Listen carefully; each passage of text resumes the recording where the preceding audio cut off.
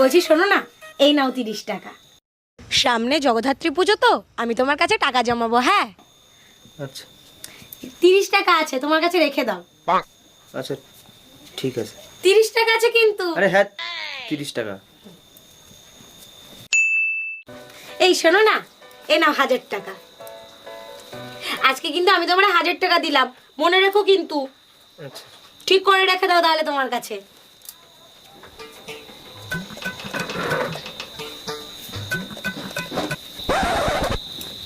দাও আমাকে 30,000 টাকাটা দাও। 30,000 টাকা?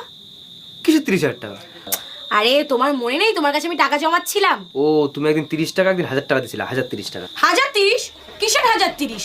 তুমি কি কোনো হিসাব টিসাব জানো না নাকি? এই মাথায় তোমার কোন অফিসে চাকরি দিছে? হ্যাঁ দাও আমার 30,000 টাকা দাও। আরে বাবা 30 টাকা আর 1000 টাকা। হ্যাঁ 30,000 টাকা দাও, আমার টাকাটা দাও। শোনো, এসব অঙ্ক টঙ্ক আমার শিখাতে আসবে না, ঠিক আছে?